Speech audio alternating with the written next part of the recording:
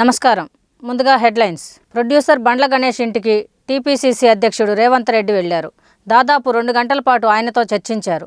భేటీ తర్వాత ఇరువురు నేతలు ఎలాంటి ప్రకటన చేయలేదు. కానీ బండ్ల గణేష్ ట్వీట్ చేశారు. రేవంత్ అన్నతో తమ ఇంట్లో అద్భుతమైన సమావేశం జరిగిందని పేర్కొన్నారు. రేవంత్ అన్న నాయకత్వంలో పనిచేయడానికి ఆసక్తిగా ఎదురుచూస్తున్నామంటూ రాసుకొచ్చారు. అయితే క్రియాశీలక రాజకీయాలకు దూరంగా ఉన్న బండ్ల గణేష్ను పార్టీ కార్యక్రమాల్లో పాల్గొనాలని రేవంత్ కోరినట్లు తెలుస్తోంది. భారతదేశంలో జూన్ 25ను బ్లాక్ డేగా ప్రకటించాలని దుబ్బాక ఎమ్మెల్యే రఘునందన్ రావు డిమాండ్ చేశారు. సిద్దిపేట జిల్లాలోని రఘువాపూర్ బచ్చాయిపల్లిలో భారతీయ జనతా పార్టీ జెండాను ఆవిష్కరించిన రఘునందన్ రావు పెద్దమ్మ దేవాలయంలో ప్రత్యేక పూజలు నిర్వహించారు. అనంతరం బీజేపీ జిల్లా కార్యాలయంలో ఏర్పాటు చేసిన మీడియా సమావేశంలో పాల్గొన్నారు. గ్రామాల్లో ప్రతిపక్షాలకు తిరుగులేని పరిస్థితి ఉందని, తెలంగాణలో ఎమర్జెన్సీ తెచ్చే పరిస్థితులు టీఆర్ఎస్ ప్రయత్నాలు చేస్తోందని తెలిపారు.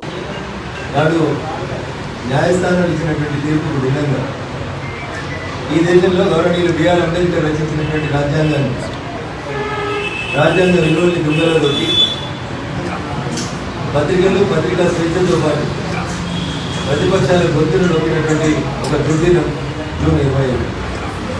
ఏ పేపర్లో ఏం రాయాలి ఏం రాయకూడదు అనేటువంటి విషయంలో కూడా పోలీసు ఉన్నతాధికారుల్ని ప్రతి ఒక్క పత్రిక యాజమాన్యం రూమ్లో కూర్చోబెట్టి నిర్బంధాల మధ్య దినపత్రికలు నడిపేటువంటి దుస్థితిని కల్పించినటువంటి రోజు జూన్ 25.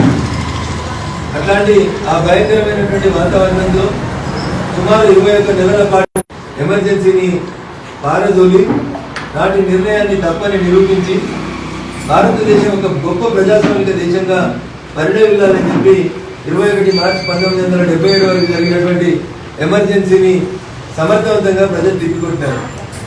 అందుకని ఈ దేశ ప్రజలందరూ కూడా జూన్ 25 ప్రజాస్వామ్య దేశానికి, ప్రజాస్వామ్య విలువలకి చీకటి రోజుని, ఎమర్జెన్సీ విధించిన రోజుని తిరిగి గుర్తించుకోవాల్సినటువంటి అవసరం ఉంది. పాలకులు మారిండ్రు, కాలం మారింది, టెక్నాలజీ మారింది, రాజ్యం మారింది, రాజరికం మారింది అని అనుకుంటే ప్రతిపక్షాల మీద ఆ రోజు ఏ రకమైన నిర్బంధం ఉందో ఈ రోజు కూడా అదే రకమైనటువంటి నిర్బంధం అనేక మంది అమరులై సాధించుకున్నటువంటి తెలంగాణ రాష్ట్రంలో కొనసాగడం అనేది దురదృష్టకరమైనటువంటి విషయం. మరణించిన అమరుల కుటుంబాలకి గుర్తింపు ఉండదు. ఈ రాష్ట్ర జనాభాలో 185% ఉన్న బీసీ, ఎస్సీ, ఎస్టీ, మైనార్టీలకు విలువ ఉండదు. ఒక గిరిజనురాలిని ఈ దేశ రాష్ట్రపతిగా ప్రకటించిన తర్వాత ఇంకా మౌనం వీడని ముఖ్యమంత్రి ప్రతిపక్షాల మీద నిర్బంధాన్ని మాత్రం కొనసాగిస్తాడు. మేము ప్రెస్ మీట్ పెట్టాలన్నా, పార్టీ జెండా ఎగిరేయాలన్నా, గ్రామాలలో తిరగాలన్నా అధికారుల నిర్బంధం, అధికారుల వికటాటాసం తప్ప ఈ ప్రజాస్వామిక రాష్ట్రంలో, ఈ ప్రజాస్వామిక దేశంలో ఏమీ కనబడకపోవడం అనేది దురదృష్టకరం. నాడు ఇందిరాగాంధీ ఏ రకమైనటువంటి ఒంటెత్తు పోగడలని అవలంబించి ప్రతిపక్షాల గొంతు నొక్కాలని, ప్రజాస్వామ్యం వద్దనుకున్నదో, ఏ రాచరిక వ్యవస్థ పరిణమిల్లాలని కోరుకుందో, తాను తన కుటుంబం మాత్రమే పాలన సాగించాలని కోరుకుందో, అదే రీతిలో ఈ రోజు ఈ రాష్ట్రంలో గౌరవ ముఖ్యమంత్రి చంద్రశేఖరరావు గారి నాయకత్వంలో ఆయన కుటుంబం, ఆయన కొడుకు, బిడ్డ, అల్లుడు తప్ప ఇంకెవడు తెర మీద కనబడకూడదు. ఇది నయా ప్రజాస్వామ్యం. కాబట్టి ప్రజలు, మేధావులు అందరూ కూడా ఆలోచించాలని మేము సవినయంగా విజ్ఞప్తి చేస్తా ఉన్నాం. ప్రజాస్వామ్య దేశంలో పోరాడి తెచ్చుకున్నటువంటి ఈ గడ్డ మీద ప్రజల గొంతును నొక్కేసి ప్రతిపక్షాలను జెండా ఎగిరేస్తామంటే పాలకపక్షం వల్ల జెండాకు ఎదురుగా ఫ్లెక్సీలు పెట్టుకునేటువంటి దుర్మార్గపు నీచ రాజకీయాన్ని జరిపేటువంటి స్థితికి దిగజారుతున్నారంటేనే ఒక్కసారి ఆలోచించి, చరిత్రలో అనేక మంది కాలగర్భంలో కలిసిపోయింది. మీరు కూడా బహుశా అటువైపు అడుగులు వేస్తున్నట్టు కనబడతా ఉంది.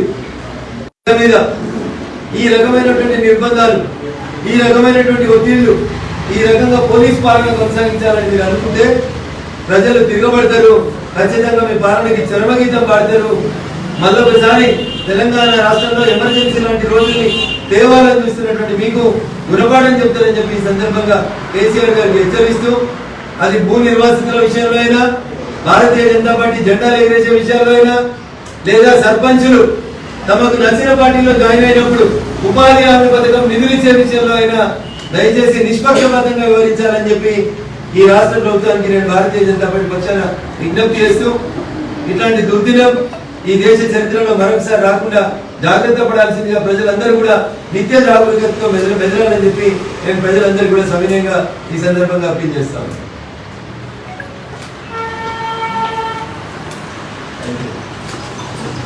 2002 నాటి గుజరాత్ మత ఘర్షణలో నాడు సీఎంగా పనిచేసిన ప్రధాని మోదీకి క్లీన్ చీట్ ఇవ్వడాన్ని సుప్రీంకోర్టు నిన్న సమర్థించిన సంగతి తెలిసిందే. దీని వెనుక పెద్ద కుట్ర ఉందని పిటిషనర్ పేర్కొంటూ తాజా దర్యాప్తునకు ఆదేశాలు ఇవ్వాలని విజ్ఞప్తిని సుప్రీంకోర్టు తోసిపుచ్చింది. దీనిపై కేంద్ర హోంమంత్రి అమిత్ షా ఓ వార్తా సంస్థతో తన అభిప్రాయాలను పంచుకున్నారు. सत्य सोने की तरह बार रहा है, चमकता हुआ बार रहा है, तो आनंद ही होगा. मैंने बहुत नज़दीक से मोदी जी को इस दर्द को झेलते हुए देखा है, इस आरोपों को झेलते हुए देखा है, और सब कुछ सत्य होने के बावजूद भी क्योंकि न्यायिक प्रक्रिया चालू है, हम कुछ नहीं बोलेंगे. इस स्टैंड को कोई बहुत मजबूत मन का आदमी ही ये स्टैंड ले सकता है. ये अभी जो इंटरव्यू हम कर रहे हैं वो मैं 2003 में भी गुजरात के गृह मंत्री के नाते कर सकता था, पार्टी के अध्यक्ष के नाते भी कहते, क्योंकि परिस्थिति में कोई बदलाव नहीं है, फैक्ट था. परंतु संपूर्ण न्यायिक प्रक्रिया जब तक समाप्त नहीं हुई तब तक मोदी जी ने इसको प्रभावित करने के लिए कुछ नहीं कहा, चुपचाप उसको सहन करते रहे. मैंने आपसे भी पूछा ये सवाल, मैंने मोदी जी से भी पूछा, और आप दोनों यही कहते थे कि न्यायिक प्रक्रिया चालू है इसलिए मैं कुछ बोलूँगा नहीं. आपने भी यही कहा और मोदी जी ने भी यही कहा. 19 साल हो गए हैं, तो 19 साल में आप इधर उधर की बातें करते थे, पूरा आप डिटेल में नहीं जाते थे. अब आप क्या बता सकते हैं कि क्या हुआ उन दिनों में? सबसे पहले 19 साल के बाद सुप्रीम कोर्ट की खंडपीठ ने आज जो जजमेंट दिया है, उस जजमेंट से मोदी जी पर लगे हुए सारे गलत आरोप को खारिज कर दिया गया, और ये भी कहा गया है कि कुछ लोगों ने उस आरोपों को पॉलिटिकली मोटिवेटेड तरीके से लगाया था. To keep the pot boiling कहा. हाँ, वेस्टेड इंटरेस्ट था. कौन थे वो आपके हिसाब से? नाम मैं बताता हूं बाद में. और तीसरा, इससे भारतीय जनता पार्टी की सरकार पर जो धब्बा लगा था वो भी धुला है, और मोदी जी जैसे वैश्विक नेता पर जो गलत आरोप लगाए थे, मैं मानता हूं कि लोकतंत्र के अंदर मोदी जी ने संविधान का सम्मान कैसे हो सकता है, इसका एक आदर्श उदाहरण सभी राजनीति में काम करने वाले लोगों के सामने कराया. मोदी जी की भी पूछताछ हुई थी, किसी ने धरना प्रदर्शन नहीं करा था. देश भर से कार्यकर्ता आकर मोदी जी के समर्थन में सॉलिडारिटी के लिए खड़े नहीं हुए थे. हम कानून को कोऑपरेट किए थे, मेरी भी अरेस्ट हुई थी, कोई धरना प्रदर्शन नहीं करे थे. और जब सत्य इतनी लंबी लड़ाई के बाद बाहर आता है विजयी होकर, तो सोने से भी ज्यादा उसकी चमक होती है. और मुझे बहुत अच्छा लग रहा है कि आज जिन लोगों ने भी मोदी जी पर आरोप लगाए थे, अगर उनकी अंतरात्मा है तो उन्होंने मोदी जी की और भारतीय जनता पार्टी की क्षमा मांगनी चाहिए. सिर्फ आरोप लगे थे क्या? दंगे हुए तो थे ना? आरोप क्या था? दंगे मोटिवेटेड थे. दंगों में राज्य सरकार का हाथ था, दंगों में मुख्यमंत्री का हाथ था, यहां तक भी कह गए. आरोप ये था. दंगे से कौन इनकार कर रहा है? देश में दंगे कई जगह पे हुए हैं. तो क्या उन दिनों में आप भी थे वहां पर, तो उन दिनों में क्या पुलिस जो है, जो कहते हैं कि पुलिस कुछ कर नहीं पाई, जो कुछ ऑफिशियल्स थे वो they were not able to do much, और बहुत से लोग कहते हैं कि वहाँ पॉलिटिकल जो व्यू था इस वजह से ना तो पॉलिटिकल ना तो ब्यूरोक्रेसी ना ही पुलिस इतना कर पाई रोकने के लिए, दंगे रोकने के लिए. देखिए, भारतीय जनता पार्टी की विरोधी राजनीतिक पार्टियां, कुछ आइडियोलॉजी के लिए राजनीति में आए हुए पत्रकार और कुछ एनजीओ ने मिलकर, ये त्रिकूट ने मिलकर ये आरोपों को इतना प्रचारित किया, और इसका इकोसिस्टम भी इतना मजबूत था कि धीरे धीरे झूठ को ही सब सत्य मानने लगे। पर उस वक्त तो आपकी सरकार दिल्ली में भी थी और आपकी सरकार गुजरात में भी थी, तो फिर मीडिया को या फिर उन लोगों का नेटवर्क इतना स्ट्रांग कैसे था? हमारी सरकार का कभी भी मीडिया के काम में इंटरफेरेंस का दखल ही मतलब हमारा एटीट्यूड ही नहीं है, ना उस वक्त करा था ना आज कर रहे हैं। परंतु उस वक्त जो इकोसिस्टम बनी थी, वो इकोसिस्टम ने एक झूठ के पुलिंदे को इतना हवा बनाकर जनता के सामने खड़ा कर दिया कि మహారాష్ట్రలో తీవ్ర రాజకీయ సంక్షోభం నెలకొన్న సంగతి తెలిసిందే. శివసేన కీలక నేత ఏక్నాథ్ షిండే ఆ పార్టీ రెబల్ ఎమ్మెల్యేలతో కలిసి గువాహటిలో క్యాంపు పెట్టారు. మరోవైపు రెబల్ ఎమ్మెల్యేలపై శివసేన శ్రేణులు నిరసన కార్యక్రమాలకు తెరదీశాయి. ఈ నేపథ్యంలో లోక్సభ ఇండిపెండెంట్ ఎంపీ సినీ నటి నవనీత్ కౌర్ కీలక వ్యాఖ్యలు చేశారు. ముఖ్యమంత్రి ఉద్ధవ్ ఠాకరే గుండాయిజాన్ని అంతం చేయాలని ఆమె అన్నారు. गुंडेशाही ये बंद की जाए, क्योंकि बार बार ये 2.5 वर्षों में हमने हमारे महाराष्ट्र में उद्धव ठाकरे की गुंडागर्दी और पावर का दुरुपयोग और संविधान को खत्म करने वाला नियम इन्होंने महाराष्ट्र में लाया है। ये 2.5 सालों में मैं आपसे विनती करूंगी जल्द से जल्द ये परिवारों को सिक्योर किया जाए और राष्ट्रपति शासन ये महाराष्ट्र में लगाया जाए, इसलिए मैं आपसे जरूर विनती करूंगी। ఏపీ హైకోర్టులో వైసీపీ రెబల్ ఎమ్మెల్యే రఘురామకృష్ణరాజుకు ఎదురుదెబ్బ తగిలింది. రాష్ట్ర ప్రభుత్వానికి వ్యతిరేకంగా ఆయన దాఖలు చేసిన ప్రజాహిత వ్యాజ్యాన్ని హైకోర్టు కొట్టివేసింది. మద్యం ద్వారా వస్తున్న ఆదాయాన్ని ప్రత్యేక మార్టిన్ మనీ పేరుతో రాష్ట్ర బెవరేజెస్ కార్పొరేషన్కు మళ్లించి ఆ మొత్తాన్ని ఆదాయంగా చూపి ఆర్థిక సంస్థల ద్వారా రుణాలు పొందడాన్ని సవాల్ చేస్తూ రఘురాజు ఫీల్ చేశారు. ఏపీ మద్యం చట్టానికి సవరణ చేస్తూ తీసుకొచ్చిన సవరణ చట్టాలను రద్దు చేయాలని తన పిటిషన్లో రఘురాజు కోరారు. బుగ్గన్ గారు చాలా లెక్కలు చెప్పారు. అవన్నీ దొంగ లెక్కలు, కాకుల లెక్కలు.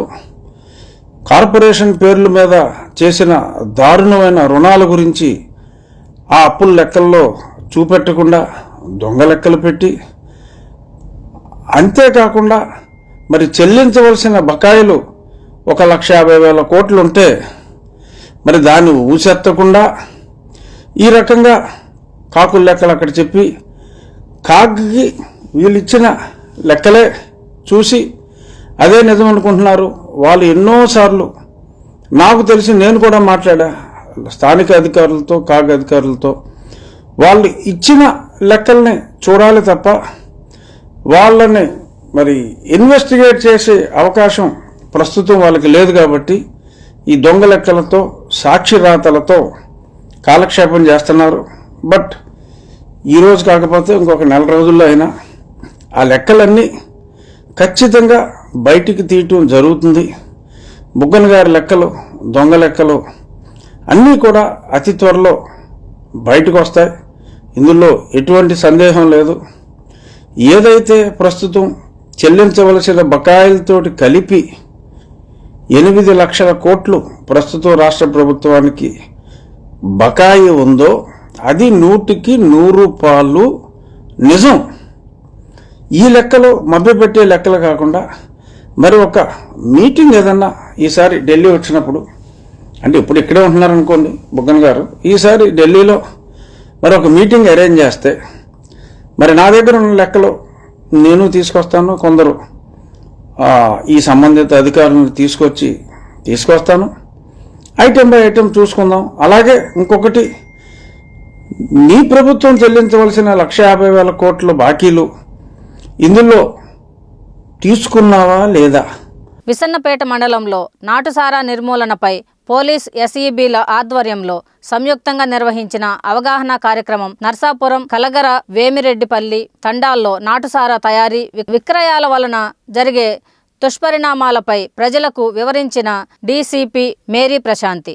జేడీమోకా సత్యబాబు గ్రామాల్లో నాటుసారా తయారు చేసిన, విక్రయించిన కఠిన చర్యలు తప్పవని హెచ్చరించిన డీసీపీ మేరీ ప్రశాంత్ ఎన్టీఆర్ జిల్లాను సారారహిత జిల్లాగా తీర్చిదిద్దేందుకు కృషి చేస్తున్నామని, దీనికి ప్రజలు అందరూ సహకరించాలని కోరిన డీసీపీ ఈ కార్యక్రమంలో superintendent police CI Bheemaraju, SI Kishore, excise CI Veerabrahmam, SI Arif తదితరులు పాల్గొన్నారు. సో మీడియా మిత్రులందరికీ నమస్కారం. మీకు అందరికీ తెలిసిందే, మన గౌరవనీయ సీఎం గారి ఆదేశాల మేరకు నాటుసారా నిర్మూలన అన్నది పోలీసులు చాలా సీరియస్గా తీసుకుంటున్నారు. ఈ సందర్భంగా మన డీజీపీ గారు, కమిషనర్ గారి ఆదేశాల మేరకు ఎస్పెషల్లీ తాండా ప్రాంతం మీద ఎక్కువ ఫోకస్ పెట్టడం జరిగింది. అలాగే ఎస్సీబీ అధికారులు, లోకల్ పోలీసులు కలిపి చాలా కాన్ఫిడెన్స్ సర్చ్ ప్రోగ్రామ్స్ చేయడము, రైడ్స్ చేయడము, దాదాపు 90% వరకు సారా నిర్మూలన ఈ ప్రాంతాల్లో జరిగింది. మిగతావి కూడా వీళ్ళు ఇక్కడ దాదాపు 90% కుటుంబాలు ఎవరైతే నాటుసారా కాస్తారో వాళ్ళు మాకు పాత్రలు కూడా ఇచ్చేయడం జరిగింది. మిగతా 10% కూడా మోటివేట్ చేసే ఉద్దేశంతో కమిషనర్ గారి ఆదేశాల మేరకు ఈరోజు నేను, మా సత్యబాబు గారు, మా ఇన్స్పెక్టర్ భీమరాజు గారు, కిషోర్ గారు, మన స్వామి గారు వీళ్ళందరూ ఇక్కడికి రావడం జరిగింది. అలా ముందు నర్సాపురం, అలాగే కలగర, అలాగే ఈ వేమిరెడ్డి వారి తండ ఇవన్నీ కూడా విజిట్ చేసి వాళ్ళని మోటివేట్ చేయడం జరిగింది. ఈ నాటుసారా కాయడం వల్ల దుష్ఫలితాలు, వాళ్ళ మీద ఎలాంటి కేసులు అయితే పెడతారో, అలాగే ఇప్పుడు ఇంకా సీరియస్గా పోలీసులు పీడీ యాక్ట్ కూడా పెట్టడం జరిగింది. ఇక్కడ ముగ్గురిని మీద పీడీ యాక్ట్ పెట్టి రాజమండ్రి సెంట్రల్ జైలు కూడా పంపడం జరిగింది. అలాగే నగర బహిష్కరణ అనే అస్త్రం కూడా ఉంది పోలీసుల దగ్గర, దాని గురించి కూడా వీళ్ళకి ఎక్స్ప్లెయిన్ చేయడం జరిగింది. గవర్నమెంట్ ఉద్యోగాలకి ఎలా అయితే మంచిగా చదువుకోమని, వాళ్ళకున్న రిజర్వేషన్ సౌకర్యాన్ని వాడుకోమని, ఎలాంటి సహాయం కావాల్సిన గవర్నమెంట్ తరఫున మేము చేస్తామని వాళ్ళకి చెప్పడం జరిగింది. అలాగే నెక్స్ట్ వీక్ ఇక్కడ ఒక పరివర్తన అన్న ఒక ప్రోగ్రామ్, పరివర్తన 2.0 కింద వాళ్ళు మాకు వెసల్స్ అని ఇవ్వడానికి ముందుకు వచ్చారు. గ్రామ పెద్దలు కూడా హామీ ఇవ్వడం జరిగింది, ఇక ముందు ఎలాంటి నాటుసారా కాయకుండా జాగ్రత్త పడతామని. అలాగే ప్రజలు కూడా చెప్పడం జరిగింది. అలాగే ఎవరైతే ఉపాధి లేదో, ఇలాంటి పనులు చేస్తున్నారో వాళ్ళకి సిపి గారి ఆదేశాల మేరకు ఒక జాబ్ మేళ కూడా మోస్ట్లీ నెక్స్ట్ వీక్ కండక్ట్ చేస్తాం. 30-40 కంపెనీస్ని ఇక్కడ తీసుకొస్తాం. వీళ్ళ విద్యార్హతలకు తగ్గట్టు వాళ్ళకి ఉద్యోగం ఇచ్చే ప్రయత్నం కూడా చేసి తద్వారా ఈ సారా అన్న వెనుభూతం ఏదైతే ఉందో దాన్ని పూర్తిగా తెలంగాణ ప్రజల సంక్షేమమే వైఎస్ఆర్ తెలంగాణ పార్టీ లక్ష్యం అని దుబ్బాక నియోజకవర్గ ఇన్ఛార్జ్ ఎల్లా శ్రీనివాసరెడ్డి అన్నారు. సిద్దిపేట జిల్లా దుబ్బాక మండల పరిధిలోని అచ్చుమాయిపల్లి, అప్పనపల్లి, పెద్దగుండవెల్లి, పద్మనాభునిపల్లి గ్రామాలలో శనివారం రోజున పార్టీ జెండాను ఆవిష్కరించారు. అనంతరం కరపత్రాలను విడుదల చేశారు. ఈ సందర్భంగా ఆయన మాట్లాడుతూ వైఎస్ఆర్ బాటలోనే పయనించి ఆయన ఆశయ సాధనకు ప్రతి ఒక్కరూ కృషి చేయాలన్నారు.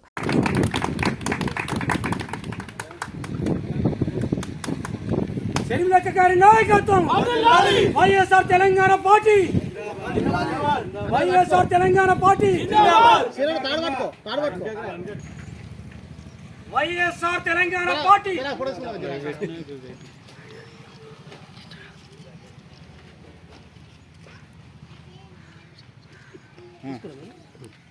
తరఫున నాకు షర్మిలక్క గారు ఈ అవకాశం ఇచ్చింది. దుబ్బాక కోఆర్డినేటర్గా నన్ను ఎన్నుకున్నది. ఇప్పుడు వైఎస్ బాటలోనే మనం కూడా నడదామని నాకు ఈ బాధ్యత అప్పచెప్పింది. మనకు అప్పుడు వైఎస్ రాజశేఖర రెడ్డి ఉన్నప్పుడు ఉచిత విద్యుత్ మొదటి సంతకం చేసిండు. మరి మళ్ళా ₹2 కిలో బియ్యం పథకం పెట్టిండు. 108, 104 కూడా పథకాలు పెట్టి పేద ప్రజలను ఎంతో ఆదుకున్నాడు. ఇప్పుడు కూడా షర్మిలక్క అధికారంలోకి రాగానే ఉద్యోగ అవకాశాలపై మొదటి సంతకం చేస్తా అని ఒకటి హామీ ఇస్తుంది. రైతుల రుణమాఫీ ఒక్కటే విడతలో రైతులకు రుణమాఫీ చేస్తానని మనకు షర్మిలక్క గారు హామీ ఇస్తుంది. వైఎస్ రాజశేఖర రెడ్డి ఉన్నప్పుడు కూడా మనకు ఒకటే విడతలో రుణమాఫీ చేసిండు రాజశేఖర రెడ్డి. పేద ప్రజలకు, నిరుపేదలకు ఇండ్లు కూడా కట్టించిండు, ఇండ్లు కూడా కట్టించే అవకాశం ఇచ్చిండు. మరియు అదేవిధంగా ఇప్పుడు షర్మిలక్క గారు కూడా నిరుపేదలకు, ప్రతి ఒక్క నిరుపేదకు ఇండ్లు కట్టించి ఇచ్చే బాధ్యత నాదని షర్మిలక్క గారు మేనిఫెస్టోలో పెట్టినారు. మరియు ఇప్పుడు మన తెలంగాణ ప్రజలంతా ఏకమై మరి మన తెలంగాణ పార్టీకి అవకాశం ఇవ్వాలని తెలంగాణ ప్రజలను నేను కోరుకుంటున్నాను. మరియు మన దుబ్బాక ప్రజలను కూడా, నేను దుబ్బాక నియోజకవర్గం నుంచి నేను నిలబడుతున్నా కాబట్టి నాకు కూడా మీరు మంచి అవకాశం ఇస్తే మీ ఎమ్మడే ఉండి మీకు అన్నీ ఎలాంటి ప్రాబ్లంలు ఉన్నా కానీ నేను వచ్చి గ్రామాన వచ్చి నేను ఇక్కడనే అందుబాటులో ఉంటాను. ఇక్కడనే ఉంటాను. నేను ఎక్కడో హైదరాబాద్ అక్కడ ఏమి ఉన్నాను, నేను ఇక్కడనే ఉండేవాడు. మీ అందుబాటులో ఉండి, ఇదివరకు ఉన్న నాయకులు ఏం చెప్పారో నాకు తెలియదు కానీ ఇప్పుడు మాత్రం నేనైతే అందుబాటులో ఉండి ప్రజల యొక్క సేవ చేస్తానని నేను దానిని హామీ ఇస్తున్నాను. వైఎస్ఆర్ తెలంగాణ పార్టీ తరఫున నాకు షర్మిలక్క గారు దుబ్బాక కోఆర్డినేటర్గా నాకు అవకాశం ఇచ్చి, నా పేరు ఎల్లా శ్రీనివాసరెడ్డి, నాకు దుబ్బాక బాధ్యతలు అప్పచెప్పింది. నేను వైఎస్ఆర్ తెలంగాణ పార్టీ తరఫున నాకు అవకాశం ఇచ్చినందుకు నేను దుబ్బాక ప్రజలను వాళ్ళకు మంచిగా చూసుకుంటాను. నాకు ఒక అవకాశం నాకు ఇచ్చినందుకు షర్మిలక్క గారికి మరియు మన తెలంగాణ పార్టీ తరఫున వైఎస్ షర్మిలక్క గారి తరఫున నేను ఈ దుబ్బాక ప్రజలను దగ్గరుండి అన్ని విధాలు చూసుకుంటానని నేను హామీ ఇస్తున్నా. మహబూబాబాద్ జిల్లా నర్సింహులపేట మండల కేంద్రంలో హైస్కూల్ ఎదుట మృతి చెందిన విద్యార్థికి న్యాయం చేయాలని మృతుని తల్లిదండ్రులు, బంధువులు, తండావాసులు, ఎస్ఎఫ్ఐ విద్యార్థి నాయకుల ఆధ్వర్యంలో రోడ్డుపై బైఠాయించి ధర్నా నిర్వహించారు.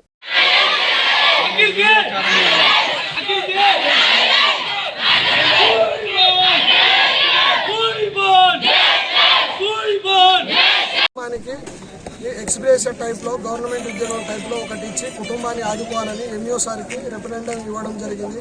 ఎస్ఐ సార్, సిఐ సార్ అందరూ కన్విన్స్ చేసి మిమ్మల్ని న్యాయం చేస్తాం, న్యాయం జరిగే వరకు మీ తోడు మేము ఉంటాం అని స్పష్టమైన హామీ ఇచ్చారు. ఆ హామీ నెరవేర్చాలి. ఒక వీక్లో కారకులైన ఉపాధ్యాయులను సస్పెండ్ చేస్తాం అని మాట ఇవ్వడం జరిగింది. దీనివల్ల మేము ఇది రాష్ట్ర రూపం విరమిస్తున్నాం. గవర్నమెంట్ ఉద్యోగం తల్లిదండ్రులకు గవర్నమెంట్ ఉద్యోగం 20,000 ఎక్స్గ్రేషియా ప్రకటించాలని ప్రభుత్వాన్ని 20 లక్షలు ప్రకటించాలని ప్రభుత్వాన్ని కోరుతున్నాము. సంఘటన మళ్ళీ పునరావృతం కాకుండా కఠినమైనటువంటి నిబంధనలు ఉపాధ్యాయులు వాళ్ళు చెప్పినటువంటి డిమాండ్స్ మా పై అధికారికి శాఖాపరమైన చర్యలు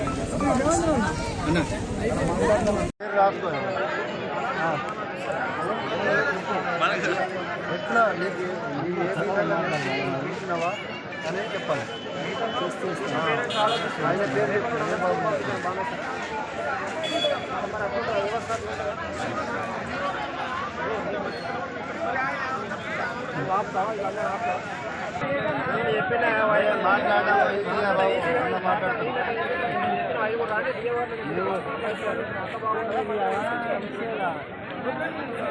ఇప్పుడు ఒక వ్యక్తి తీసుకొస్తావా తీయబడి నువ్వు వస్తావా? మాట్లాడడం తెలియలేదు.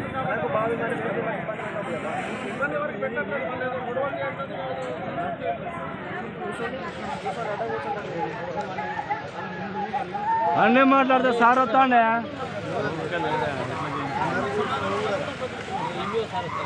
10 నిమిషాలు ఆగి ఆడ కూర్చోబోరి 10 నిమిషాలు సార్ వస్తాను మాట్లాడదాం. జనగామ జిల్లాలోని దేవర్పుల మండలంలోని కాడవెండి గ్రామ పంచాయతీలో పల్లె ప్రగతి అన్ని విధాల పనులు జరిగాయని సుమిత్రా హిరానీ పాల్గొన్నారు. ఎంపీపీ సావిత్రి, అధికారులు, గ్రామ ప్రజలు పాల్గొన్నారు.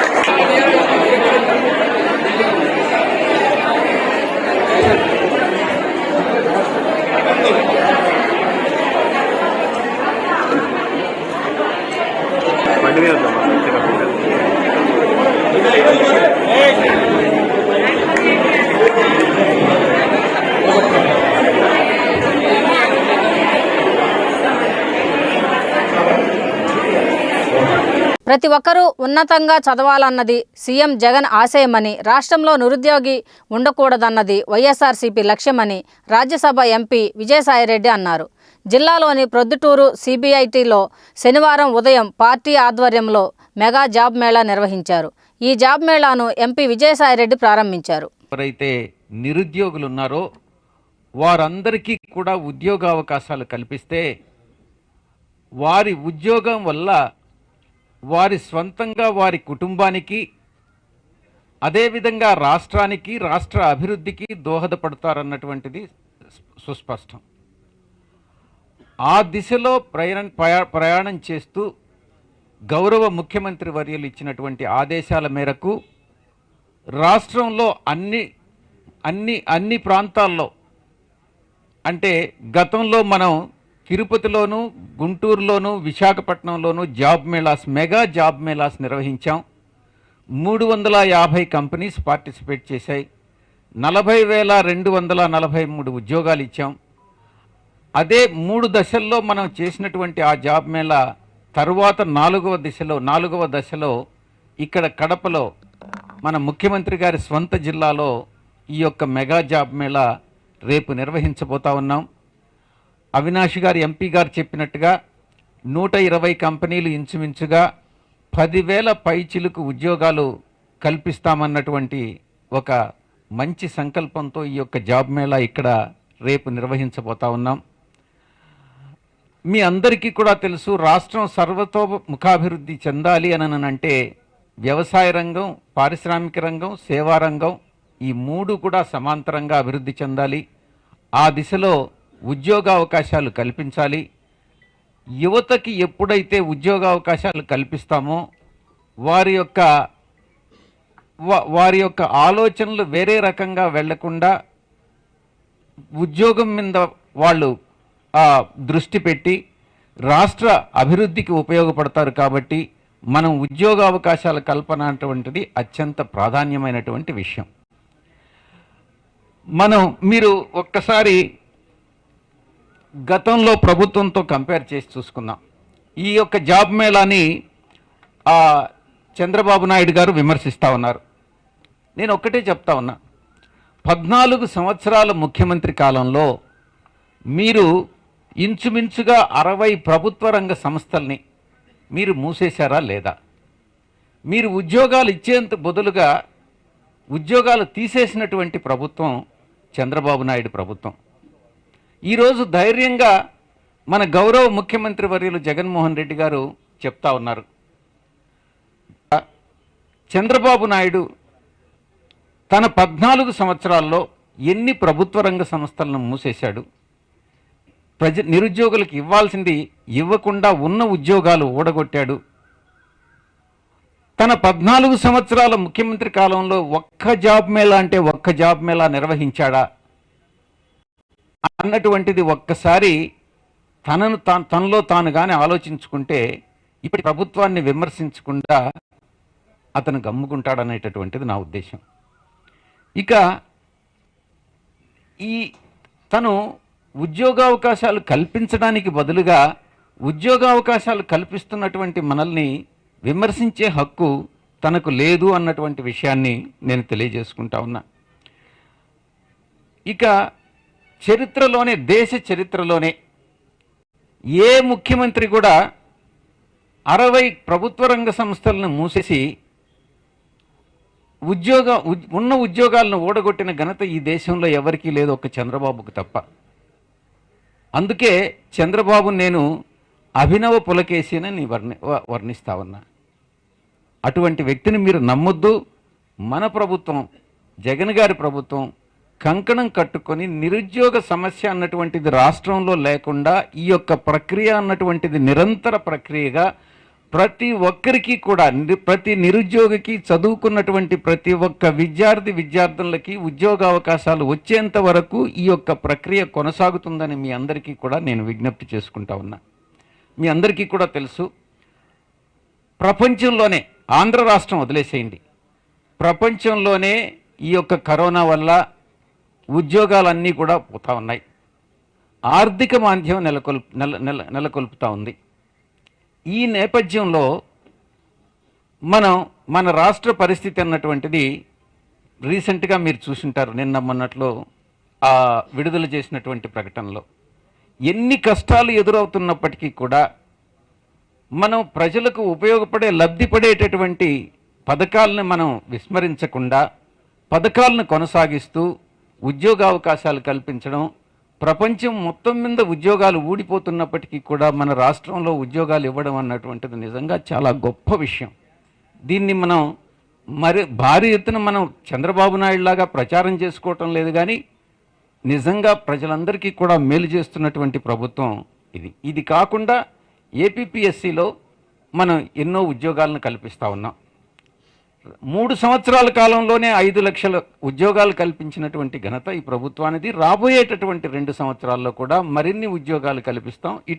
ఇవన్నీ కూడా మనం ఇంతవరకు ఇచ్చినటువంటి 40,000 ఉద్యోగాలు కాకుండా, ఇక్కడ రాబోయేటటువంటి ఉద్యోగాలు కాకుండా ఇవన్నీ కూడా కలిపితే ఒక 50,000 వస్తాయి.